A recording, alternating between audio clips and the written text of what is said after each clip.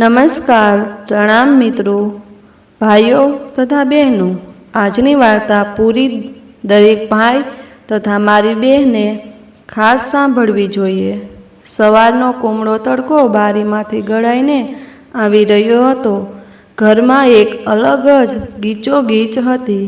મોહિનીજીનો નાનો દીકરો સૂરજ જે વિદેશમાં નોકરી કરતો હતો, આજે તેના માટે એક ઊંચા ખાનદાનમાંથી તેને જોવા માટે છોકરીવાળા આવી રહ્યા હતા।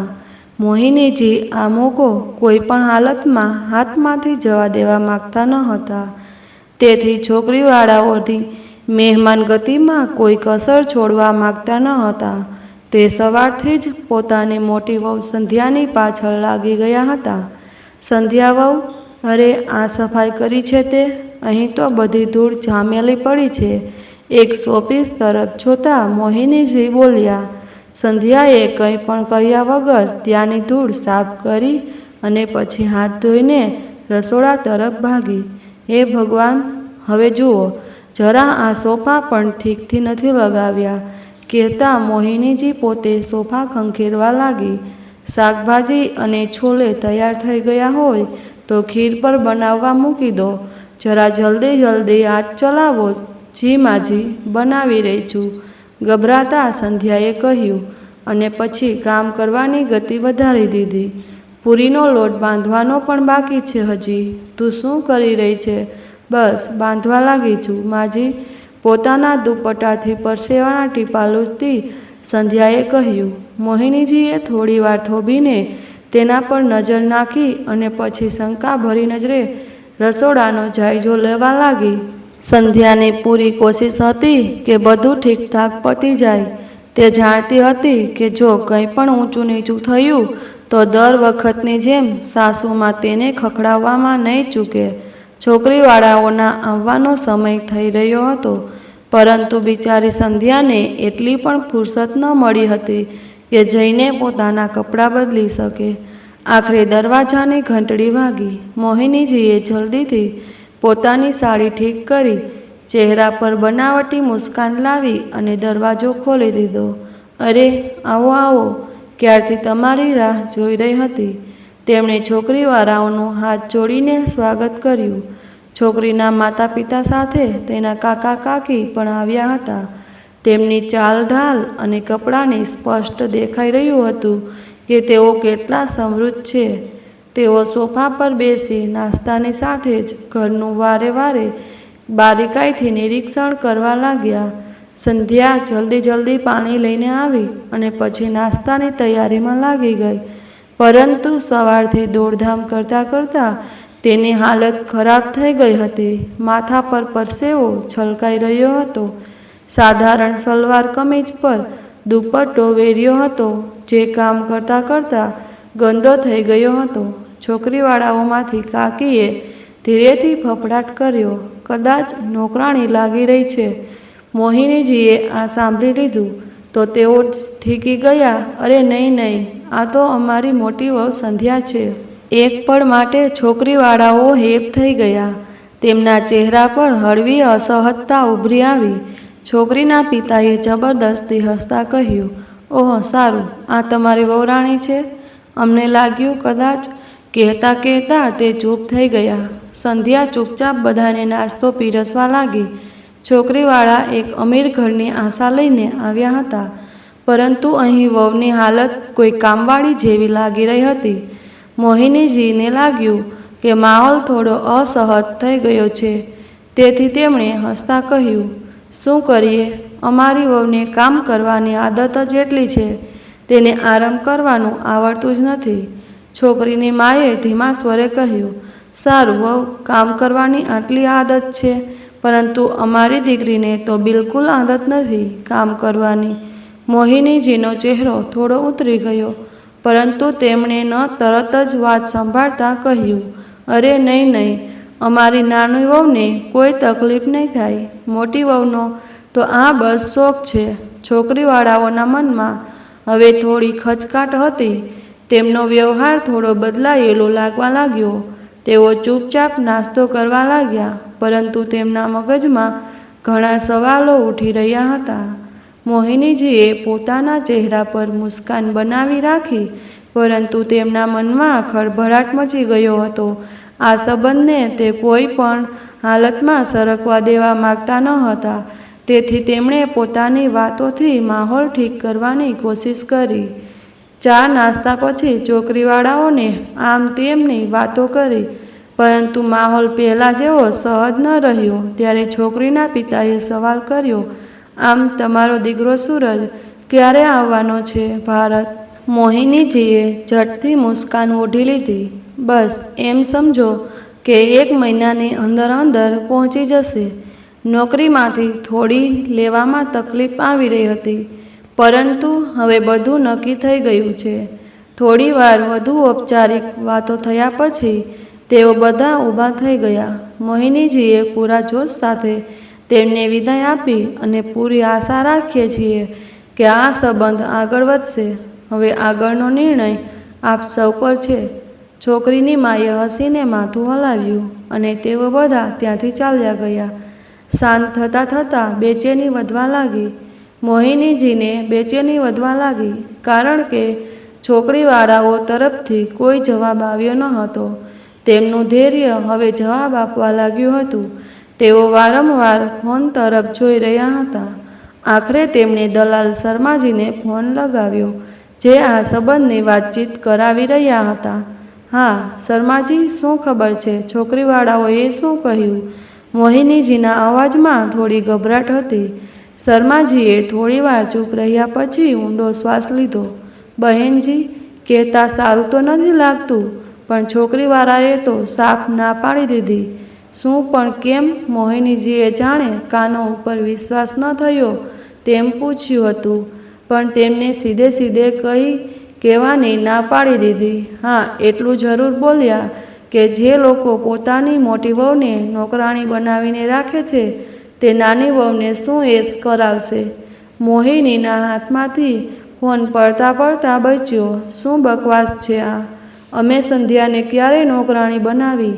તેમનો સ્વર ઊંચો થઈ ગયો. શર્માજીએ ઠંડા અવાજે કહ્યું, બહેનજી, હું શું કહું? છોકરીવાળાઓએ જે જોયું તે બોલ્યા. તેમને કહ્યું કે તમારી મોટી વહુની હાલત જોઈને કોઈ પણ કહી દેશે કે તે ઘરની વહુ નથી પણ નોકરાણી છે. તેમણે સ્પષ્ટ કહ્યું કે આ ઘરમાં તેમની દીકરી ખુશ નહીં રહી શકે. મોહિનીજીના શ્વાસ તેજ ચાલવા લાગ્યા. તેમનો ચહેરો ક્રોધથી તમતમી ગયો. આ બધું તે મનહૂસ સંધ્યાને કારણે થયું. જો તે જરા પણ સંભાળીને રહેતી, રંગથી તૈયાર થઈને બેસતી, તો આ નોબત આવતી જ નહીં. તેમણે ઝટકાની સાથે ફોન કાપી દીધો અને માથું પકડીને સોફા પર બેસી ગયા. તે જ સમયે મોહિનીનો મોટો દીકરો અમર ઘરમાં દાખલ થયો. જેવો તે અંદર આવ્યો તો તેણે પોતાની માને પરેશાન જોઈ. તે બેચેનીથી ઊંડા શ્વાસ લઈ રહી હતી. શું વાત છે માં? તમારી તબિયત તો ઠીક છે ને? અમરે પાસે બેસતા પૂછ્યું. મોહિનીજી ગુસ્સામાં તમતમી ઉઠ્યા. જ્યાં સુધી આ અને જ્યાં આપણી જિંદગીમાં રહેશે ત્યાં સુધી કંઈ પણ ઠીક નહીં થઈ શકે. ના મારી તબિયત અને ન જ આ ઘરના હાલાત. અમર ચોંકી ગયો. અને શું થઈ ગયું માં? મોહિનીએ ગુસ્સાથી આંખો બંધ કરી દીધી અને પછી બોલ્યા, એટલો સારો સંબંધ આવ્યો હતો સૂરજ માટે અને છોકરીવાળાઓએ ના પાડી દીધી. તેમણે સંબંધ ઠુકરાવી દીધો અને તે પણ માત્ર તારી બીવીને કારણે. અમરને વિશ્વાસ ન થયો. સંધ્યાને કારણે? પણ કેમ? મોહિનીજીએ ઝટથી આંખો ખોલીને તેને ઘૂર્યો. તે જોયું પણ હતું કઈ હાલતમાં તે તેમની સામે આવી હતી. કપડાં પહેરવાનો પણ સલીફો નથી. તેને તેનું બસ ચાલે તો આખા ઘરને ડૂબાડી દે. જરા પણ અકલ નથી તેમાં. સવારે તેને કહ્યું હતું કે છોકરીવાળા ઊંચા ખાનદાનના છે, તો પણ તે નોકરાણીઓ જેવી બનીને ફરી રહી હતી. અમરનો ચહેરો ગંભીર થઈ ગયો. મોહિનીજીએ આગળ કહ્યું, એક વહુના પહેરવેશથી તેના પતિ અને સાસરીની ઇજ્જત હોય છે. જો તે સારા કપડાં પહેરશે તો લોકો તારી જ વાહવાહી કરશે, અને જો તે આ રીતે રહેશે તો લોકો એ જ કહેશે કે અમે અમારી વહુ પર જુલ્મ કરીએ છીએ.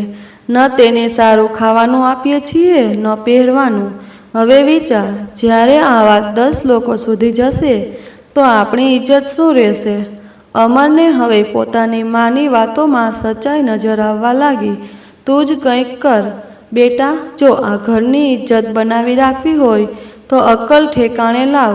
પોતાની પત્નીને અમર કંઈ પણ કહ્યા વગર ઝડપથી ઉઠ્યો અને ગુસ્સામાં પોતાના રૂમ તરફ વધી ગયો. અમરે ઝટકાથી દરવાજો ખોલ્યો. સંધ્યા તરત ઉઠી અને બોલી, આવી ગયા આપ? હું આપના માટે પાણી લઈને આવું છું. જેવી સંધ્યા રસોડા તરફ જવા લાગી, અમરે તેનો હાથ પકડીને તેને રોકી લીધી અને ઝટકાથી પાછળની તરફ ધકેલી દીધી હતી.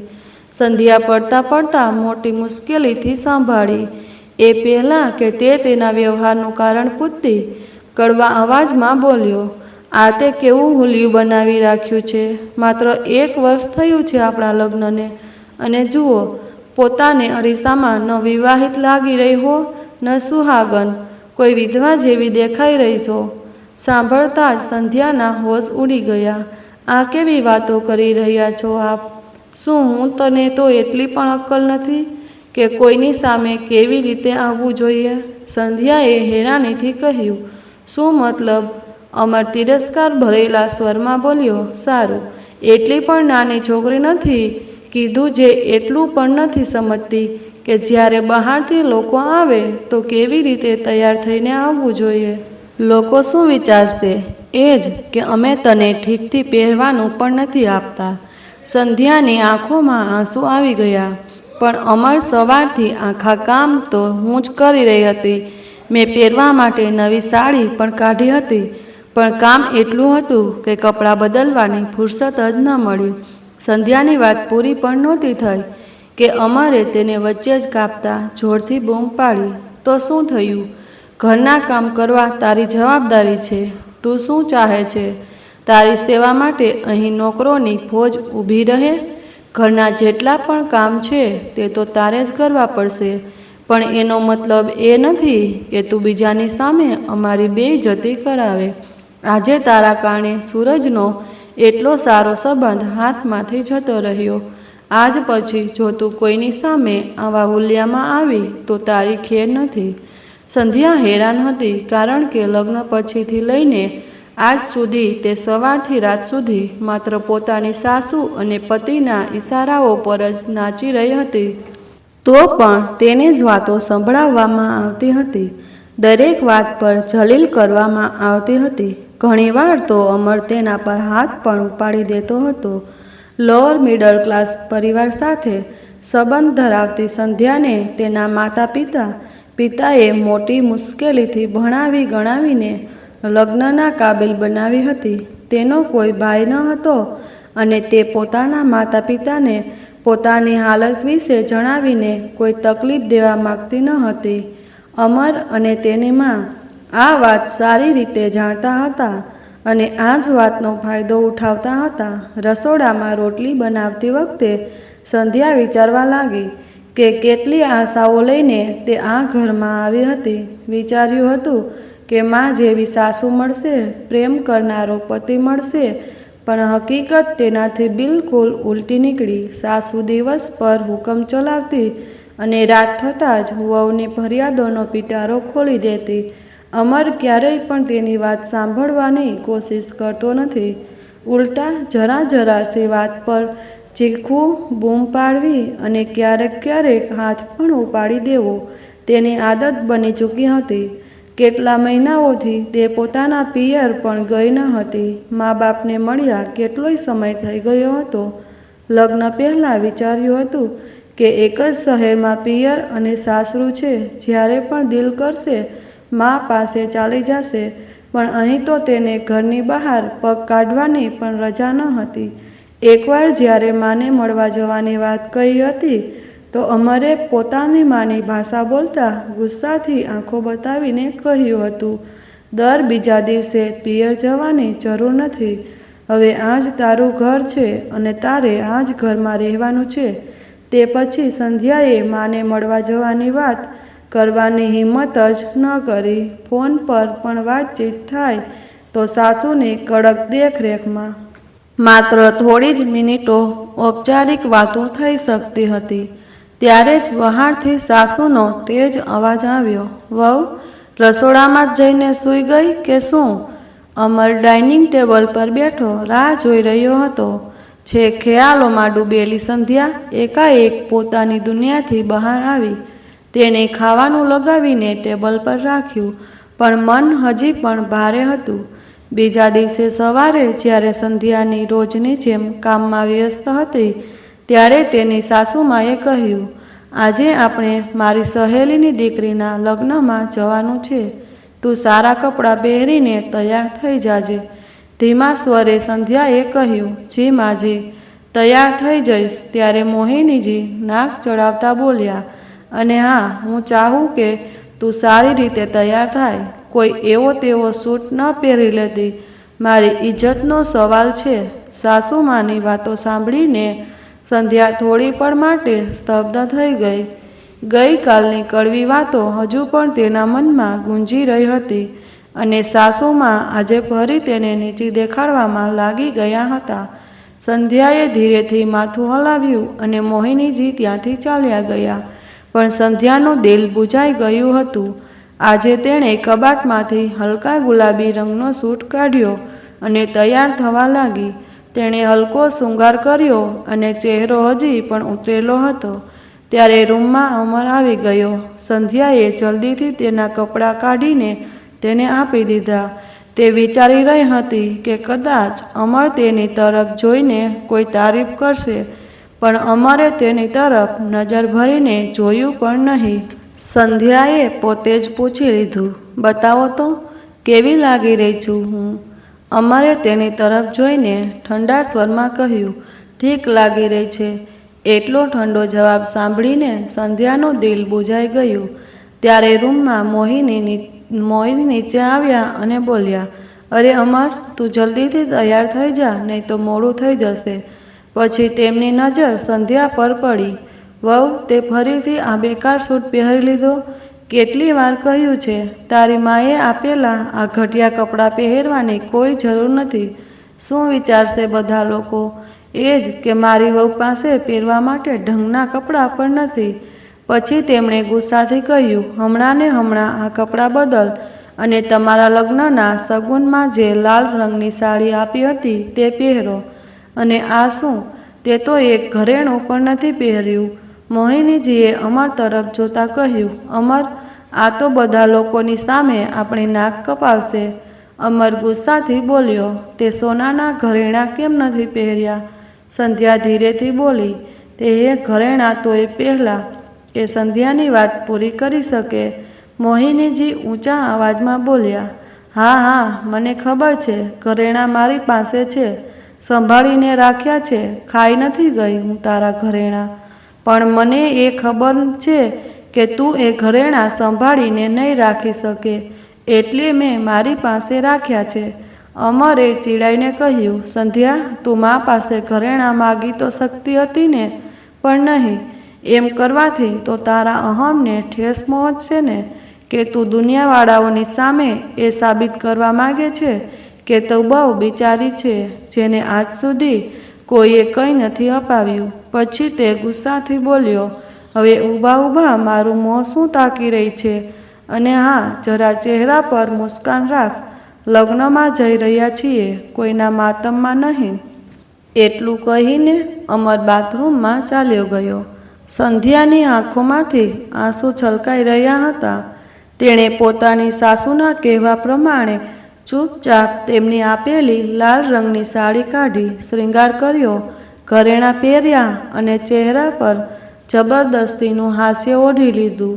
થોડીવાર પછી તેઓ બધા લગ્નમાં પહોંચી ગયા. મોહિનીજીની સહેલીઓ અને અન્ય જાન પહેચાનના લોકો ત્યાં હાજર હતા. સંધ્યાએ જોયું કે જેવા તેઓ લોકોની સાથે પહોંચ્યા, તેની સાસુ અને પતિનો વ્યવહાર એકદમ બદલાઈ ગયો. મોહિનીજીએ સંધ્યાને પોતાની પાસે ખેંચી અને ગર્વથી કહ્યું, જુઓ, આ મારી વહુ છે, કેટલી સુંદર અને સંસ્કારી છે. ને તેમના અવાજમાં એ જ મીઠાશ હતી જે સંધ્યાને ઘરે ક્યારેય સાંભળવા ન મળતી હતી. અમર પણ સંધ્યાની પાસે ઊભો હતો. તેણે તેની તરફ જોયું અને હસતા બોલ્યો, તો આજે બહુ ખૂબસૂરત લાગી રહી છે. સંધ્યાએ તેની તરફ જોયું, પણ તેની આંખોમાં કોઈ ભાવ ન હતો. તે જાણતી હતી કે આ બધું માત્ર એક દેખાડો છે. આ બાજુ મોહિનીજીની સહેલી રાધા પોતાની બીજી સહેલી સાથે વાતો કરી રહી હતી. આમ તો મોહિનીની વહુ તો બહુ સુંદર છે અને સાંભળ્યું છે સ્વભાવની પણ બહુ સારી છે, રાધાએ કહ્યું. બીજી સહેલીએ હામાં માથું હલાવતા કહ્યું, ખ્યાલ તો તેનું મોહિની પણ બહુ રાખતી હશે. વહુ સાથે સારો વ્યવહાર પામવા માટે તેની સાથે પણ તો સારો વ્યવહાર રાખવો પડે છે ને. રાધાએ હસતા જવાબ આપ્યો, હા, મોહિની દરેક જગ્યાએ પોતાની વહુને પોતાની સાથે લઈને જાય છે અને જુઓ ને કેટલી સારી રીતે વાત કરે છે તેની સાથે. વહુની સાડી તો જુઓ, ઓછામાં ઓછી 8-10 હજારની તો હશે જ. ત્યારે મોહિનીજી પોતાની સહેલીઓ પાસે આવ્યા તો રાધા બોલી, વાહ મોહિની, તે તો બહુ સારી કિસ્મત પાઈ છે. વહુ તો બહુ સુંદર છે તારી. મોહિનીજીએ ગર્વથી માથું હલાવ્યું અને બોલી, અરે રાધા, જો છોકરી સાસરામાં હસી ખુશીથી રહેશે તો ચહેરા પર નિખાર તો આવશે જ ને. દીકરીની જેમ રાખું છું હું તેને. અને અમરનું તો શું જ કહું, બધા નખરા ઉઠાવે છે તેના. જો સાસરામાં એટલો ખ્યાલ રાખવામાં આવે તો ચહેરા પર ચમક કેમ નહીં હોય? રાધાએ હસતા કહ્યું, તે તો દેખાય જ છે કે અમર કેટલો પ્રેમ કરે છે. તેને દર બીજા દિવસે ફેસબુક પર તેની સાથે પોતાની ફોટો શેર કરે છે. શું નસીબ છે તારી વહુનું? મોહિનીજીએ ગર્વથી કહ્યું, અરે, તે તો અહીં એટલી ખુશ છે કે પોતાના પિયર જવાનું નામ જ નથી લેતી. તેના મા બાપ તો રોજ તેને ફોન કરીને આવવા કહે છે, પણ તે જતી જ નથી. હું પણ તેને કહું છું કે બેટા, થોડા દિવસ પોતાના પિયરનું ચક્કર લગાવી આવો, ત્યાં રહેવા ચાલી જાઓ. આખરે મા બાપનું પણ તો દિલ કરતું હશે ને મળવાનું, પણ તેનું તો એટલું દિલ લાગેલું છે અહીં કે મા બાપને પણ ભૂલી ગઈ છે. રાધાએ આશ્ચર્યથી કહ્યું, અરે વાહ, આ તો કમાલની વાત છે. બાકી આજકાલની વહુઓ તો સાસુ સાથે રહેવાનું પસંદ પણ નથી કરતી, અને અહીં તો તારી વહુ તારી સાથે રહીને એટલી ખુશ છે કે રાધાએ સંધ્યાને ઘરેણાં તરફ જોઈને ઈશારો કરતા કહ્યું, તમારી વહુના ઘરેણાં તો ઘણા સુંદર છે. શું તે તમારી તરફથી છે? મોહિનીજીએ ગર્વથી હસતા કહ્યું, અરે હા, મારા તરફથી જ દરેક ઘરેણું છે. મેં બહુ શોખથી મારી વહુ માટે બનાવડાવ્યું છે.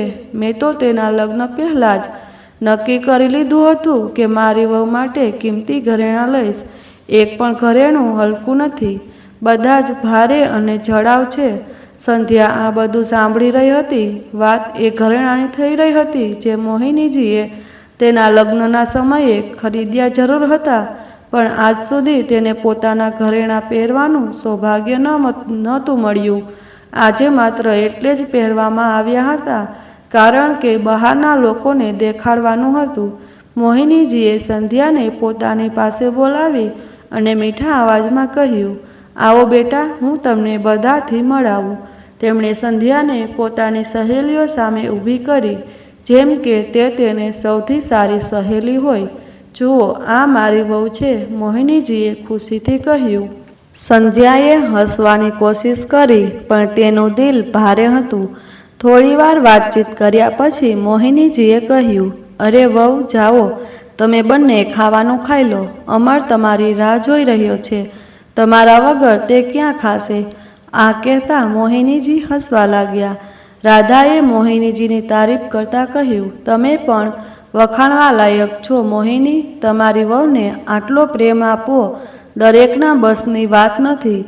મોહિનીજીનું માથું અભિમાનથી ઊંચું થઈ ગયું. અરે, એટલું જ નહીં, હું તો મારી વહુને ઘરનું કામ કરવાનું પણ નથી કહેતી. રાધાએ આશ્ચર્યથી પૂછ્યું, એમ તો શું તમે જાતે ઘરનું કામ કરો છો? મોહિનીજી હસતા બોલ્યા, અરે ના ના, મેં તો મારા દીકરાના લગ્ન પછી જ ઘરમાં કામવાળી બાઈ રાખી લીધી છે, જે દિવસભર ઘરનું બધું કામ કરે છે. હમણાં જ મારા દીકરાના વહુના લગ્ન થયા છે. અત્યારથી જ મારી વહુને કામ પર લગાવી દઉં આ તો ઉંમર છે મોજ મસ્તી કરવાની. રાધાને ઘણું આશ્ચર્ય થયું. વાહ મોહિની, તમારી વિચારસરણી તો ઘણી આધુનિક છે.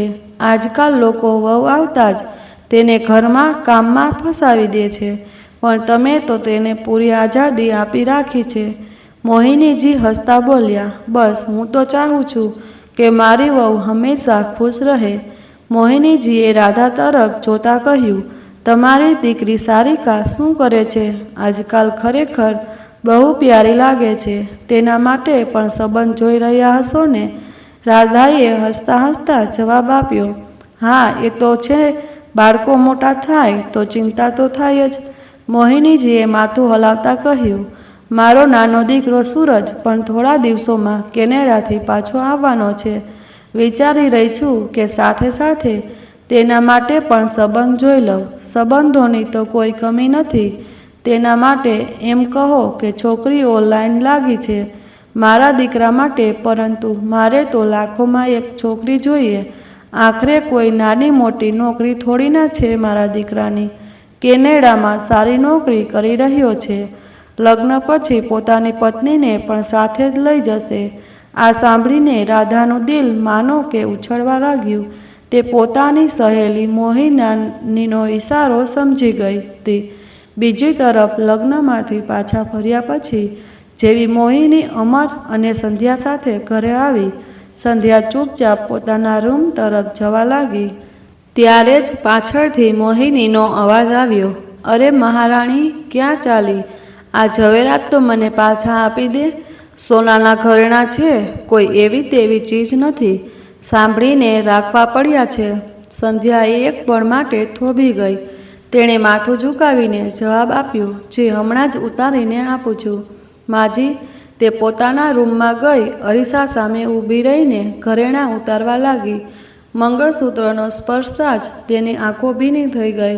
લગ્ન વખતે તેણે વિચાર્યું હતું કે આ તેનું સૌભાગ્ય છે, પરંતુ આજે તે માત્ર એક ઉધારનું ઘરેણું બનીને રહી ગયું હતું. બીજી તરફ અમર પોતાની માના રૂમમાં પહોંચ્યો. માં, સંધ્યા કહી રહી હતી કે તેને થોડા દિવસો માટે પિયર જવું છે. મોહિની ફરી અને તીખા સ્વરમાં બોલી, પાગલ થઈ ગયો છે તું? આ શું વાત કરી રહ્યો છે?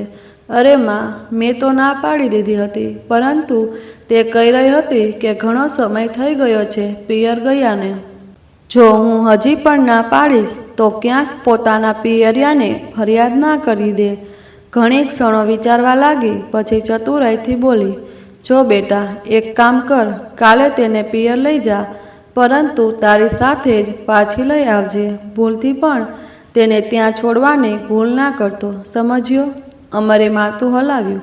ઠીક છે માં. તે જવાનું જ હતું કે મોહિનીએ તેને ફરીથી રોક્યો અને કહ્યું, સારું, સાંભળ, ઝવેરાત જોઈ લેજે જરા. હા માં, હમણાં જ લાવીને આપું છું. બીજી તરફ રાધા પાર્ટીમાંથી પાછી ફરીને સીધી પોતાના રૂમમાં આવી અને જેવી તેણે પોતાના પતિને જોયા તો હસતા બોલી, જાણો છો, આજની પાર્ટી કેટલી શાનદાર હતી. ત્યાં મોહિનીની વહુ સંધ્યાને જોઈને તો બસ દિલ ખુશ થઈ ગયું. પતિ થોડો હેરાન થઈને બોલ્યો, સારું, એવું શું ખાસ હતું? અરે તેના વહુ દીકરાની જોડી તો જોતા જ બંને એવી હતી. અમર પોતાની પત્નીને કેટલો પ્રેમ કરે છે, બસ પૂછો જ નહીં. બંને એક જ થાળીમાં ખાવાનું ખાઈ રહ્યા હતા. ક્યારેક સંધ્યા માટે કંઈક લઈને આવતો તો ક્યારેક કંઈક બીજું. સાચું કહું તો આવો પ્રેમ મેં બહુ ઓછા ઘરોમાં જોયો છે. અને મોહિની તો વહુને પાંખણો પર બેસાડીને રાખે છે. પતિ હસ્યો અને બોલ્યો, અરે, દરેક ચમકતી વસ્તુ સોનું નથી હોતી. આ બધું દેખાડો પણ તો હોઈ શકે છે ને. બહારના લોકો સામે કંઈક બીજું અને ઘરની અંદર કંઈક બીજું. રાધા જલ્દીથી ઇનકાર કરતા બોલી, ના ના, એવું નથી. એવા લોકો પણ હોય છે દુનિયામાં જે વહુનું સાચા દિલથી ધ્યાન રાખે છે. સારું, ચાલો માની લઈએ, પણ તું મોહિનીના આટલા વખાણ શા માટે કરી રહી છે? રાધા હસીને બોલી, કારણ કે તે પોતાના નાના દીકરા સૂરજ માટે છોકરી શોધી રહી છે. તમે બધું જાણો છો. સૂરજ કેનેડામાં સેટલ છે. વાત વાતમાં મોહિની આપણી દીકરી સારિકાનો પણ ઉલ્લેખ કરી રહી હતી. મને પણ લાગે છે કે આપણી સારિકા માટે આનાથી સારો સંબંધ નહીં મળે. ત્યાં જઈને મોજ કરશે. આ સાંભળીને રાધાજીના પતિ ઊંડા વિચારમાં પડી ગયા. વાત તો સાચી કહી રહી છે. પોતાની દીકરી સારા પરિવારમાં જાય, આરામથી રહે, એ કોણ નહીં ઈચ્છે. પતિની સહમતિ મળી ગઈ તો રાધાજીએ વાર કર્યા વિના મોહિની સાથે આ સંબંધની વાત કરવાનું વિચાર્યું. સંધ્યા પોતાના પતિ અમર સાથે પિયરથી પાછી ફરીને ઘરમાં દાખલ થઈ હતી કે મોહિનીજીનો તીખો અવાજ ગુંજી ઉઠ્યો. આવી ગઈ પોતાના મા બાપને મળીને? હવે તો કાળજામાં ઠંડક પડી ગઈ હશે તારા? અરે જો આજ બધું કરવું હતું તો લગ્ન કરવાની શું જરૂર હતી? રાખતાને જિંદગીભર તને પોતાની પાસે બેસાડીને. મોહિનીજીનો ગુસ્સો વધી ગયો. હવે ઊભી જ રહીશ? શું જલ્દીથી તારો બેગ મૂક અને જઈને મારા માટે ખાવાનું બનાવ. ઠીક છે માજી, કહીને જેવી સંધ્યા રૂમમાં જવા લાગી ત્યારે સાસુમાં બોલ્યા, આમ તમારા મા બાપને એટલી અકલ પણ નથી કે મારા માટે પણ ખાવાનું આપે. મોટા જ બેશરમ કિસ્મતના લોકો છે. સંધ્યા અવારનવાર પોતાની સાસુની કડવી વાતો સાંભળીને ચૂપ રહી જતી હતી, પરંતુ આજે મોહિનીજીની વાતોએ તેણે અંદર સુધી હેરાન કરી દીધી હતી. તેણે આશાભરી નજરે અમર તરફ જોયું. કદાચ તે તેનો પક્ષ લેશે, પરંતુ અમર તો ચૂપચાપ ઊભો રહ્યો. તેની આંખોમાં કોઈ વિરોધ ન હતો. તેના ચહેરા પરથી સ્પષ્ટ લાગી રહ્યું હતું કે તે પોતાની માની વાતથી પૂરી રીતે સહમત છે. અમર ગુસ્સાથી બોલ્યો, આમ અમારી તરફ ઘોડીને શું જુએ છે? સંભળાયું નથી? શું જઈને ખાવાનું બનાવ, માને ભૂખ લાગી છે. ઊંડો શ્વાસ લઈને સંધ્યાએ પોતાને સંભાળી અને ચૂપચાપ પોતાના રૂમમાં જતી રહી. દરવાજો બંધ કરતાં જ તેની આંખોમાંથી આંસુ છલકાઈ પડ્યા. બીજી તરફ મોહિનીજીએ અમરને પોતાની પાસે બોલાવ્યો. પછી શંકા ભરેલા સ્વરમાં બોલી, અને ત્યાં પોતાના મા બાપ સાથે એકલી તો નથી મૂકીને? અરે નહીં માં, કેવી વાતો કરી રહી છો? હું એક સેકન્ડ માટે પણ ત્યાંથી નથી હટ્યો. એ લોકો તો તેને 2-4 દિવસ રોકાવા માટે કહી રહ્યા હતા, પરંતુ મેં સાફ ના પાડી દીધી. મોહિનીજીના ચહેરા પર કુટિલ મુસ્કાન આવી ગઈ. તેમણે સંતોષમાં માથું હલાવ્યું. સારું કર્યું તે. વહુઓને વધારે છૂટછાટ આપવામાં આવે તો બગાવત પર ઉતરી આવે છે. સવાર થઈ ગઈ હતી, પરંતુ સાસુની કડવી વાતો અને અમરનો બેરુખી ભરેલો વ્યવહાર સંધ્યાના મનને ચલાવી રહ્યા હતા. ત્યારે જ અમરના અવાજે તેની તન્હાઈને કેરી દીધી અને ચીડાઈને બોલ્યો, આ કેવી સુરત બનાવી રાખી છે? તમે જ્યારે જુઓ ત્યારે રોતી શકલ બનાવીને બેઠી રહે છે. સંધ્યાએ ઊંડો શ્વાસ લીધો અને પોતાને સંભાળતા ધીમેથી બોલી, સારું, શું તમે નથી જાણતા? રાત્રે તમારી માએ મારા અને મારા માતા પિતા વિશે જે કંઈ પણ કહ્યું, શું તે સાચું હતું? અમરે તરત જ જવાબ આપ્યો, તો શું ખોટું કહ્યું મારી માએ? સંધ્યાનું દિલ ધક ધક થઈ ગયું. તે હેરાનીથી બોલી, મારા મા બાપ વિરુદ્ધ આટલી બધી વાતો કહી દીધી તેમણે, અને તમને તેમાં કંઈ પણ ખોટું ન લાગ્યું? અમર ક્રોધિત સ્વરમાં બોલ્યો, બસ એટલે જ તો હું તારા પિયર જવાના વિરુદ્ધમાં છું. ત્યાંથી પાછા ફર્યા પછી તારું મગજ ખરાબ થઈ જાય છે. સંધ્યાને ગુસ્સો હવે આંસુ બનીને છલકાઈ પડ્યો. સારું કહી તો એવી રીતે રહ્યા છો જેમ હું રોજ પિયર જતી હોઉં છું. માત્ર એક દિવસ મારી માએ રોકાવા કહી તો પણ તમે કેવી રીતે જૂઠું બોલ્યા હતા કે મારી તબિયત ખરાબ છે. ખોટું બહાનું બનાવીને મને જબરદસ્તી અહીં પાછી લઈ આવ્યા. સારું, જીભ પણ ચાલવા લાગી છે તારી. કહેતા અમરનો ચહેરો ગુસ્સાથી લાલ થઈ ગયો. તેણે આમ જોયું ન તેમ જોયું અને જોરદાર તમાચો સંધ્યાના ચહેરા પર ઝડી દીધો. થપ્પડની તીવ્રતા એટલી હતી કે સીધી પથારી પર જઈ પડી. તેની આંખો આગળ અંધારું છવાઈ ગયું. અમરે તેની તરફ જોયું અને નિર્દયતાથી બોલ્યો, જો આટલી જ તકલીફ છે તો સામાન બાંધો અને પોતાના પિયર ચાલી જા, અને ત્યારબાદ અહીં પાછા આવવાની જરૂર નથી તારે.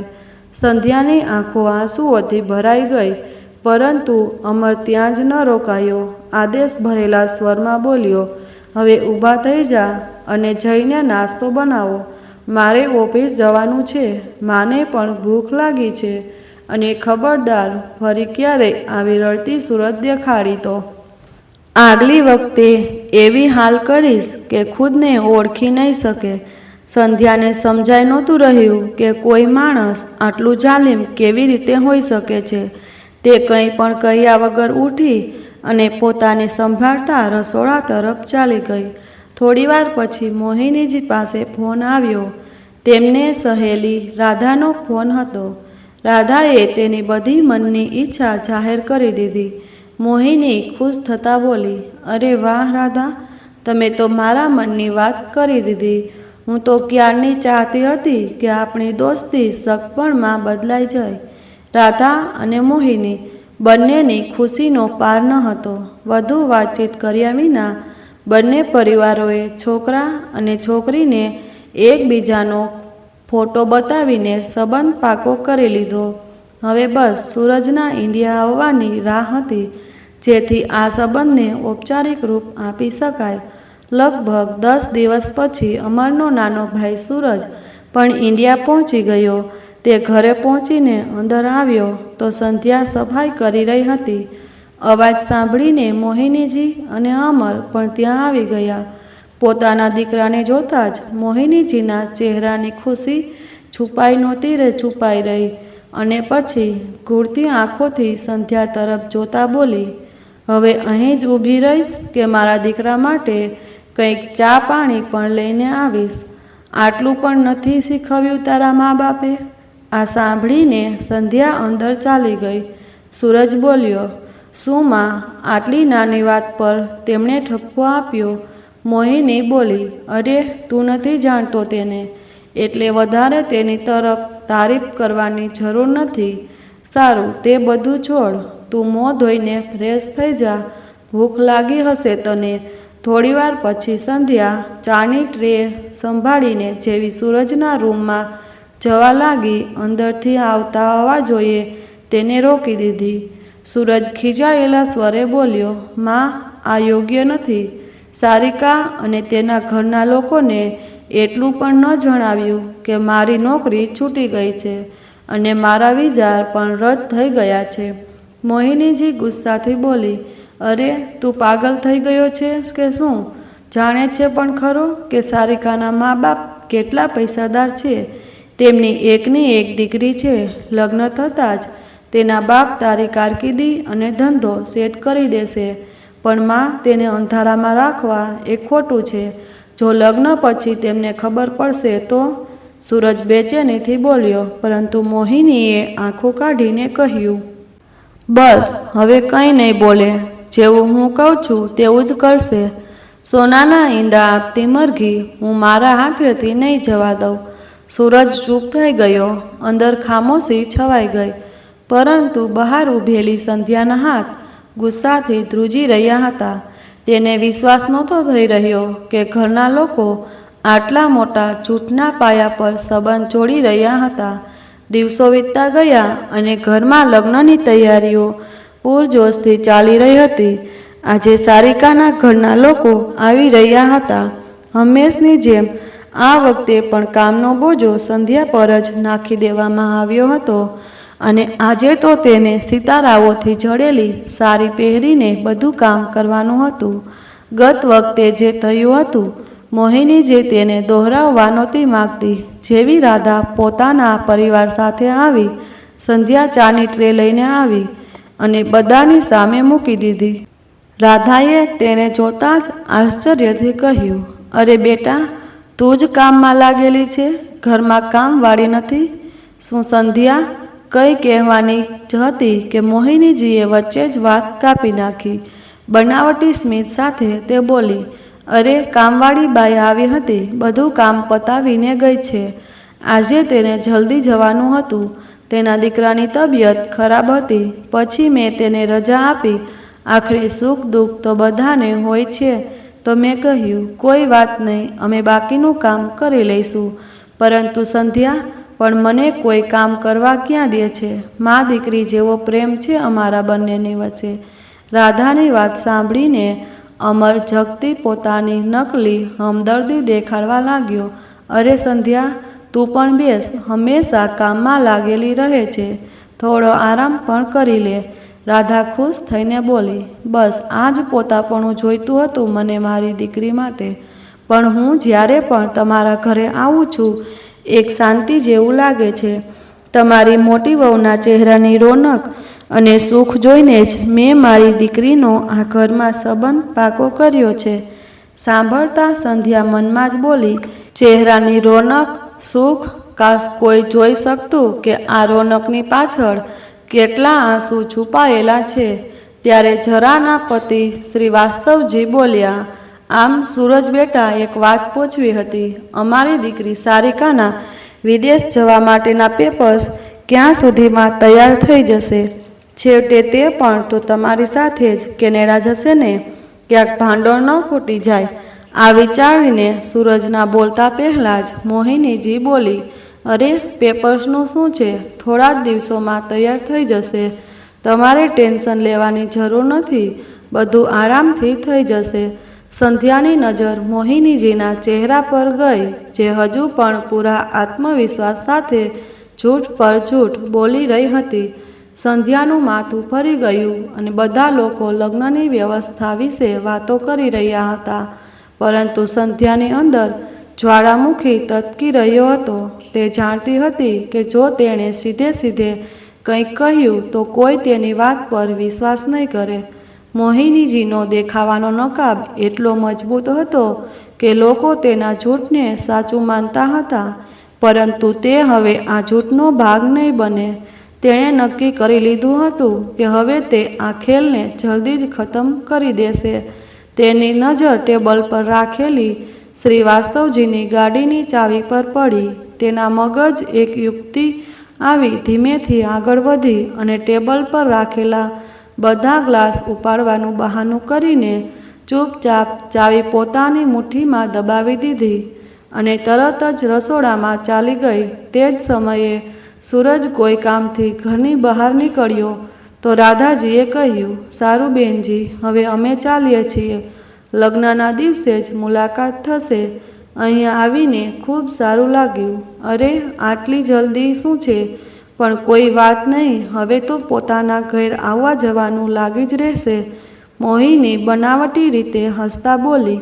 તેઓ ત્યાંથી ચાલ્યા ગયા. તેમની ગાડી શેરીની બહાર ઊભી હતી, એટલે તેમને ત્યાં સુધી પગપાળા જવાનું હતું.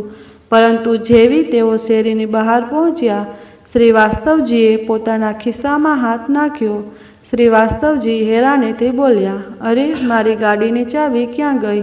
તેમણે બીજું ખિસ્સું તપાસ્યું, પછી કોટના ખિસ્સામાં હાથ નાખ્યો, પરંતુ ચાવી મળી નહીં. મને લાગે છે ચાવી તેમના ઘરે જ રહી ગઈ છે. હા, કદાચ ત્યાં જ રાખીને ભૂલી ગયા હશું. ચાલો, હું પણ ચાલું છું, રાધાએ કહ્યું. તે બંને પાછા મોહિનીના ઘર તરફ ચાલ્યા. એટલામાં સંધ્યાએ પોતાની બીજી ચાલ ચાલી દીધી. તેમણે પોતાના શ્વાસ અને પતિ તરફ જોયું અને સ્પષ્ટ શબ્દોમાં કહ્યું, હું હવે આ જૂઠનો ભાર નહીં બનું. હું બધું સાચું છોકરીવાળાઓને જણાવી દઈશ. મોહિનીના ચહેરાનો રંગ ઉડી ગયો અને ગભરાઈને બોલી, શું બકવાસ કરી રહી છે તું? તું કરશે આવું? આટલી હિંમત? સંધ્યા વગર ડરે તેમની આંખોમાં આંખો નાખીને ઊભી રહી. અમરનું લોહી ઉકળવા લાગ્યું. તેણે ઝાપટ મારીને હાથ ઉપાડ્યો. ચૂપ થઈ જા. જો એક શબ્દ પણ બોલી તો સંધ્યા કડક અવાજમાં બોલી, મારી લો, જેટલું મન થાય મારી લો, પરંતુ હવે હું ચૂપ નહીં રહું. હવે હું સચ્ચાઈ બધાની સામે લાવીને રહીશ. તમે મને ખૂબ સતાવી, પરંતુ હવે કોઈ બીજી છોકરીની જિંદગી બરબાદ નહીં થવા દઉં. હું તેમને જણાવીશ કે આ લગ્ન એક છેતરપિંડી છે.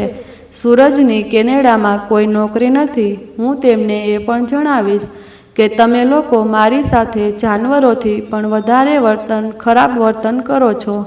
ઘરની નોકરાણી બનાવીને રાખો છો. આટલા અત્યાચાર પછી મને જબરદસ્તી હસવાનું કહો છો. તમે લોકોએ જૂઠું બોલીને તેમને ફસાવ્યા છે. હું તેમને જણાવીશ. સંધ્યાની વાત પૂરી પણ નહોતી થઈ કે અમરનો હાથ ઉઠ્યો અને એક જોરદાર થપ્પડ તેના ગાલ પર પડ્યો. બકવાસ બંધ કર તારી. તું શું જણાવીશ? કોને જણાવીશ? સંધ્યાના ચહેરા પર હાથના નિશાન પડી ગયા હતા, પરંતુ તેની હિંમત હજુ પણ તૂટી ન હતી. તેણે પોતાની સાસુ તરફ જોયું, જેના ચહેરા પર એક શેતાની મુસ્કાન હતી. મોહિની હાથ હલાવતા બોલી, જોયું કેવી જીભ ચાલી રહી છે આની? એટલે જ કહેતી હતી કે તેને કાબૂમાં રાખ. સંધ્યા બૂમ પાડીને બોલી, બસ ઘણું થઈ ગયું. હવે હું ચૂપ નહીં રહું. બધાને સાચું જણાવીને જ રહીશ. તેની આંખોમાં આંસુ હતા, પરંતુ અવાજમાં લોખંડની મજબૂતી હતી. અમર ફરીથી સંધ્યાના વાળ ખેંચતા બોલ્યો, જો તે મોઢું ખોલ્યું તો આજે તારી જીભ હંમેશા માટે બંધ કરી દઈશ. એટલું કહેતા જ અમર જેવો સંધ્યા પર હાથ ઉપાડવા ગયો તો આ વખતે કોઈએ પાછળથી અમરનો હાથ રોકી લીધો. અમરે પોતાના જમણા હાથ તરફ નજર ફેરવીને જોયું તો તે શ્રીવાસ્તવજી હતા, જેમણે તેનો હાથ મજબૂતીથી પકડી રાખ્યો હતો. તેમના ચહેરા પર હેરાની અને ગુસ્સાનું મિશ્રણ હતું. મોહિનીજીના ચહેરાનો રંગ ઉડી ગયો. અમર પણ હેબતાઈ ગયો. તો આ બધું ચાલી રહ્યું હતું આ ઘરમાં. અમારી દીકરીને પણ આવી જ રીતે ફસાવવાનું ષડયંત્ર થઈ રહ્યું હતું. દાદાજી બોલ્યા. શ્રીવાસ્તવે ઊંડો શ્વાસ લીધો અને કહ્યું, હસી હસ્યા, વાહ મોહિનીજી વાહ, તમે તો બહુ મોટો ખેલ ખેલ્યો. અમે તો તમારા જાળમાં એવી રીતે ફસાઈ ગયા હતા કે પોતાના હાથે જ પોતાની દીકરીનું ગળું દબાવવા ચાલ્યા હતા. મોહિનીજી ગભરાઈ ગયા. અરે નહીં નહીં, તમે ખોટું સમજો છો. આ છોકરી તો જૂઠું બોલી રહી છે. પરંતુ હવે ઘણો સમય થઈ ગયો હતો. રાધાએ આગળ વધીને સંધ્યાના ગાલ પર પડેલા લાલ નિશાનો જોયા અને તેની આંખોમાં આંસુ ભરાઈ આવ્યા. હે ભગવાન, આ માસૂમની શું હાલત કરી દીધી તમે? પછી શ્રીવાસ્તવજી ગંભીર સ્વરમાં બોલ્યા, હવે આ સંબંધો કોઈ પણ હાલતમાં નહીં થાય. મોહિની અને અમર સ્તબ્ધ થઈ ગયા. અરે નહીં ભાઈ સાહેબ, સાંભળો તો ખરા, ગીડગીડાતા મોહિનીએ કહ્યું. ઘણું સાંભળી લીધું, હવે અમારે કંઈ નથી સાંભળવું, કહેતા રાધાજી ઘરની બહાર જવા કરવા લાગ્યા. પરંતુ જતાં જતાં તેમણે સંધ્યા તરફ જોયું અને તેનો હાથ થામી લીધો. બેટા, હવે તારે આ નરકમાં ન રહેવું જોઈએ. જો અમે તને અહીં રહેવા દીધી તો આ જાલિમ લોકો તને મારી નાખશે. તું અમારી સાથે ચાલ.